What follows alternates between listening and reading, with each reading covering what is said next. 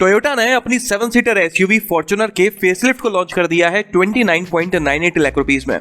इस गाड़ी को ना सिर्फ फेसलिफ्ट मिला है बल्कि एक स्पोर्टी मोर प्रीमियम वेरिएंट मिला है जिसका नाम है लेजेंडर। इस नए फेसलिफ्ट में क्या क्या चेंजेस किए गए हैं, क्या कुछ ज्यादा मिल जाता है पहले के कंपैरिजन में, ये जानने के लिए हम नई और पुरानी फॉर्च्यूनर को कंपेयर करते हैं। चेंजेस तो कई सारे किए गए हैं लेकिन सभी चेंजेस को मैंने 5 पॉइंट्स में समराइज किया है। पहला है डिजाइन। इसमें आपको सबसे ज्यादा चेंजेस इसकी फ्रंट प्रोफाइल में देखने को मिलेंगे। फिर मैं चाहे बात करूं इसकी रेडिएटर ग्रिल की या फिर ग्रिल के बगल से जा रही थिक क्रोम लाइनिंग की जिसे पहले से ज्यादा स्मूथ कर्व दे दिया गया है। हेडलैम्प्स की बात करूं जिसको रिडिजाइन कर दिया गया है या फिर उसमें दी गई इंटीग्रेटेड डीआरएल्स जिनके पैटर्न को चेंज कर दिया गया है। नीचे आते हैं तो आप देख सकते हैं कि फॉग लैंप्स पहले से थोड़े नैरो कर दिए गए हैं। इसके अलावा फॉग लैंप्स की सराउंडिंग्स को भी बदल दिया गया है और फॉग लैंप्स के नीचे इंडिकेटर्स दिए हुए हैं जो पहले नहीं मिला करते थे।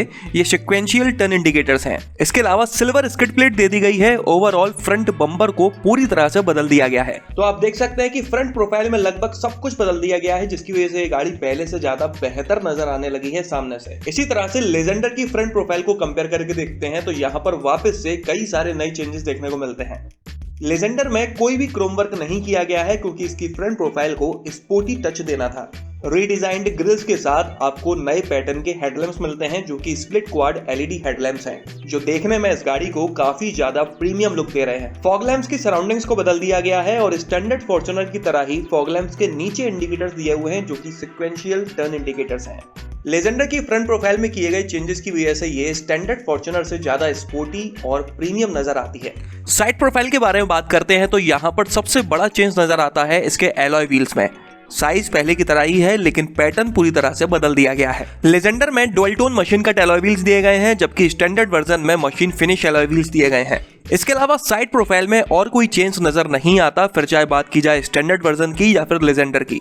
चलिए अब रियर प्रोफाइल के बारे में बात कर लेते हैं तो यहाँ पर काफी कम चेंजेस किए गए हैं। सबसे पहला चेंज है इसके टेल लैंप्स के पैटर्न में। एक नजर में तो दोनों टेल लैंप्स एक जैसे ही लगते हैं लेकिन जब आप ध्यान से देखेंगे तो आपको अंतर नजर आ जाएगा। लेजेंडर की रियर प्रोफाइल के बारे में बात करते हैं तो यहाँ पर नई टेल लैंप्स के साथ साथ इसके रियर बम्पर को भी रिडिजाइन किया गया है ताकि पीछे से भी ये गाड़ी स्पोर्टी लगने के साथ साथ फॉर्च्यूनर के स्टैंडर्ड वर्जन से अलग नजर आ सके। और आप देख सकते हैं कि लेजेंडर में फ्रंट प्रोफाइल की तरह रियर प्रोफाइल में भी क्रोम वर्क नहीं किया गया है। चलिए अब गाड़ी के अंदर चलते हैं और इंटीरियर के बारे में बात करते हैं तो यहाँ पर आपको सब कुछ पहले जैसा ही लगेगा। कहीं पर भी कोई बदलाव नजर नहीं आएगा क्योंकि कोई भी मेजर चेंज नहीं किया गया है। गाड़ी के अंदर जो कलर थीम होती है उसमें कुछ ऑप्शंस ऐड कर दिए गए हैं जैसे कि अब आपको ब्लैक कलर थीम या फिर मरून कलर थीम भी मिल जाती है डार्क ब्राउन के अलावा। इंफोटेनमेंट सिस्टम में आपको 7 इंच की टच स्क्रीन मिला करती थी जिसको 1 इंच बढ़ाकर अब 8 इंच का कर दिया गया है। उस 1 इंच का अंदर आपको इन पिक्स में समझ में नहीं आएगा। लेजेंडर के इंस्ट्रूमेंट क्लस्टर में आपको ब्लैक व्हाइट कलर डायल मिलता है जबकि स्टैंडर्ड वर्जन या फिर प्री फेसलिफ्टेड वर्जन में ब्लू कलर का मिला करता था। इसके अलावा इंटीरियर में और कोई बड़ा चेंज नहीं किया गया है। तो ओवरऑल आप देख सकते हैं कि इस गाड़ी की डिजाइन में किए गए चेंजेस काफी बेहतर नजर आते हैं जो इस गाड़ी को देखने में पहले से काफी अच्छा बना देते हैं। चलिए अब दूसरे सबसे बड़े चेंज के बारे में बात कर लेते हैं तो वो है इसका इंजन। पेट्रोल इंजन तो इसमें आपको वही पुराना वाला 2.7 लीटर मिलता है जो 166 PS पावरफुल है और 245 Nm टॉर्क की है। मैनुअल ट्रांसमिशन के साथ साथ इसमें ऑटोमेटिक भी दिया हुआ है। लेकिन अगर डीजल इंजन की बात की जाए तो इसको पहले से ज्यादा पावरफुल और टॉर्की बना दिया गया है। पहले की तरह ही इसमें 2.8 लीटर डीजल इंजन मिलता है जो मैनुअल ट्रांसमिशन में 204 PS की पावर जनरेट करता है 3400 RPM पर और ऑटोमेटिक में 3000 to 3400 RPM पर और 420 Nm का टॉर्क जनरेट करता है 1400 to 3400 RPM पर मैनुअल ट्रांसमिशन में और ऑटोमेटिक ट्रांसमिशन में 500 Nm का टॉर्क जनरेट करता है 1600 to 2800 RPM पर। अगर इस रीट्यून्ड इंजन को हम पुराने वाले इंजन से कंपेयर करें तो ये 27 PS ज़्यादा पावरफुल है और 50 Nm ज़्यादा टॉर्की है ऑटोमेटिक ट्रांसमिशन में। ट्रांसमिशन पहले की तरह ही 6 speed manual transmission with intelligent manual transmission मिलता है और साथ में ऑटोमेटिक भी। 2 व्हील ड्राइव और 4 व्हील ड्राइव दोनों के ही ऑप्शन मिल जाते हैं।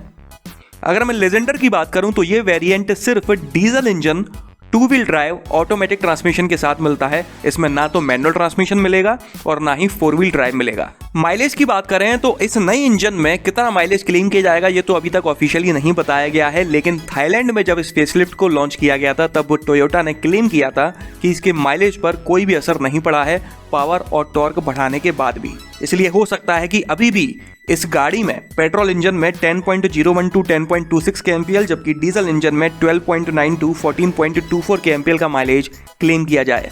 चलिए अब तीसरे सबसे बड़े चेंज के बारे में बात कर लेते हैं, तो वो है फीचर्स। इस गाड़ी में कई सारे नए फीचर्स ऐड किए गए हैं, जैसे कि इसमें अब आपको वेंटिलेटेड फ्रंट सीट्स मिल जाती हैं, क्रूज कंट्रोल मिल जाता है। पहले वाले में आपको क्रूज कंट्रोल सब में नहीं मिलता था, two wheel drive petrol engine में नहीं मिल पाता था, लेकिन अब उसमें भी मिल जाता है। 8 इंच की टच स्क्रीन मिल जाती है एप्पल कारप्ले और एंड्रॉयड ऑटो के साथ में, जबकि पहले 7 इंच की मिल पाती थी और एप्पल और एंड्रॉयड ऑटो भी नहीं थे। इसके अलावा अगर आप इस नई फॉर्च्यूनर का 4 व्हील ड्राइव वेरिएंट खरीदते हैं तो आपको इंफोटेनमेंट सिस्टम में 11 स्पीकर्स मिल जाते हैं JBL के, सबवूफर और एम्पलीफायर के साथ में। लेकिन अभी भी अगर आप इसका 2 व्हील ड्राइव वेरिएंट खरीदते हैं तो आपको 6 स्पीकर्स ही मिलते हैं पहले की तरह। इसके अलावा कनेक्टेड कार टेक्नोलॉजी इसमें ऐड कर दिया गया है, जो कि आजकल एक ट्रेंडिंग फीचर बना हुआ है। इको, पावर और स्पोर्ट 3 मोड्स मिल जाते हैं, जबकि पहले इको और पावर 2 ही मिल पाते थे। Power steering with variable flow control, auto limit slip differential and lockable differential जैसे ऑफ रोड फीचर्स मिल जाते हैं।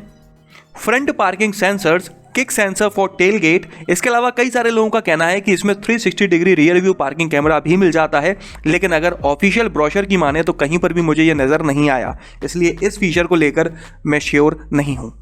इसके अलावा अगर आप इस गाड़ी का लेजेंडर वेरिएंट खरीदते हैं तो आपको एम्बियंट लाइटिंग मिल जाती है, रियर USB पोर्ट्स मिल जाते हैं, जबकि पहले एसेसरी सॉकेट्स मिला करते थे, और वायरलेस चार्जिंग भी मिल जाती है। तो ये थे वो सभी फीचर्स जो आपको इस नई फॉर्च्यूनर में ज़्यादा मिल जाते हैं पहले के कंपैरिजन में। चौथे सबसे बड़े चेंज के बारे में बात करते हैं, तो वो है प्राइसेस। इस नए फेसलिफ्ट में क्या कुछ ज़्यादा मिल जाता है ये सब तो मैं आपको पहले ही बता चुका हूँ। अब बात करते हैं प्राइसेस की। तो ये नया फेसलिफ्ट पहले के कंपैरिजन में 1,32,000 से 3,15,000 तक महंगा है। तो आप देख सकते हैं कि फीचर्स तो इस गाड़ी में ऐड किए गए हैं, लेकिन उसी हिसाब से इसके प्राइसेस भी काफ़ी बढ़ा दिए गए हैं।